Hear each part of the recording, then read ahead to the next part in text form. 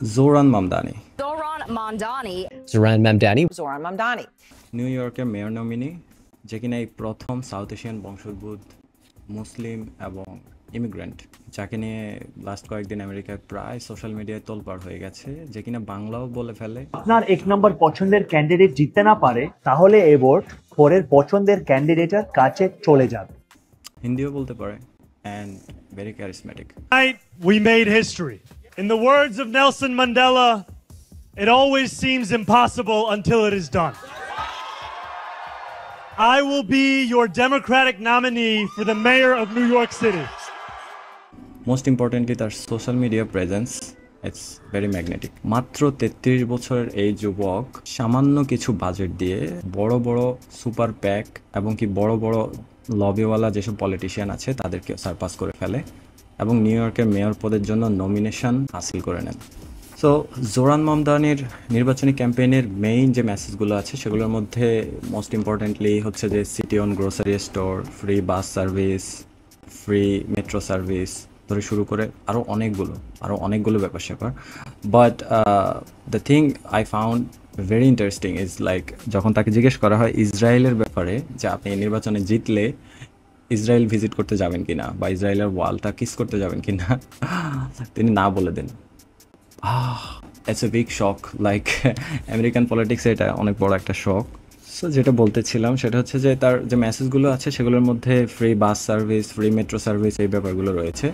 So as a New Yorker, like যদিও আমি মাত্র 1 মাস ছিলাম সেখানে, আমি এটার সাথে খুব স্ট্রংলি রিলেট করতে পারি। অ্যান্ড এই জন্য আমি বুঝতে পারতেছি আসলে কেন জোরান মামদানি নিউ ইয়র্কের মেয়র নমিনি হিসেবে মানে নির্বাচিত হন আর কি। আর তার সোশ্যাল মিডিয়া যে প্রেজেন্সটা আছে সেটা এমন যে মানে বড় বড় যে সুপার প্যাক লবিগুলো আছে সেগুলোর মানে বাজেটকেও বাইপাস করে ফেলে আর কি। That they believe this is the greatest city in the world. But they do not answer the question that Dr. King posed decades ago. What good is having the right to sit at a lunch counter if you can't afford to buy a hamburger? What good is being the greatest city in the world if New Yorkers can't afford to live here? What good is it if our own people cannot afford their rent, their childcare, their groceries, even $2.90 for their Metro card? What good is that but making a museum of what once was? तुमने कभी किसी को vote किया? कभी किसी को rank किया?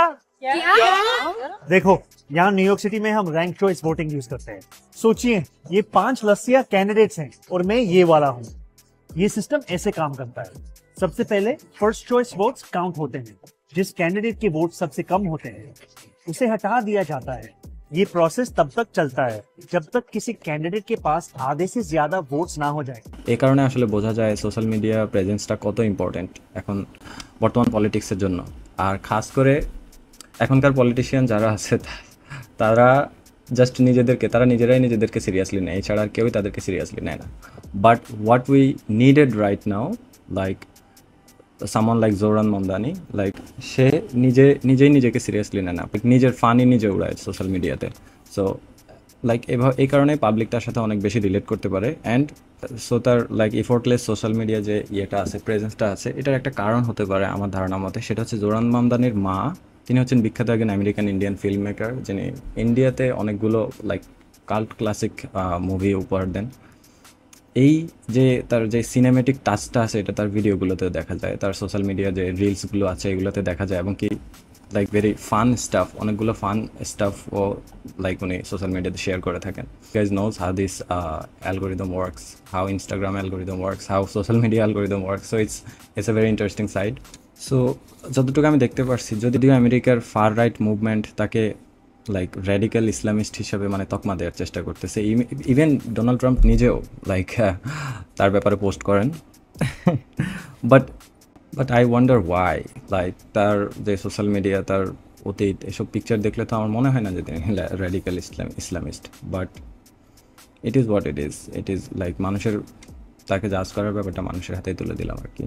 So এমন একটা প্রতিকূলতার মাঝে যেখানে Israeli lobby like lakh lakh crore crore million dollar মানে খরচ করে ফেলতেছে তাদের যেই প্রার্থী আছে তাদের জন্য, সেই জায়গায় জোরান মামদানি একজন লাইক সামান্য কিছু ফান্ড রাইজার মানি দিয়ে তারপরে জাস্ট পাবলিকের ডোর টু ডোর নক করে মানে এত বড় একটা লাইক শহরে লাইক বিগেস্ট ফাইন্যান্সিয়াল সেন্টার হচ্ছে আমেরিকাতে নিউ ইয়র্ক, এত বড় একটা শহরে মেয়র নমিনি হিসাবে জিত হাসিল করে নেন। আর আমরা জানি অ্যাকচুয়ালি ডেমোক্রেটিক পার্টিতে মেয়র নমিনেশন পাওয়া মানেই হচ্ছে যে নির্বাচনে জয় অর্জন করা আর কি অনেকটা, কারণ যেই নমিনেশন পায় সেই বিজয় অর্জন করে আর কি।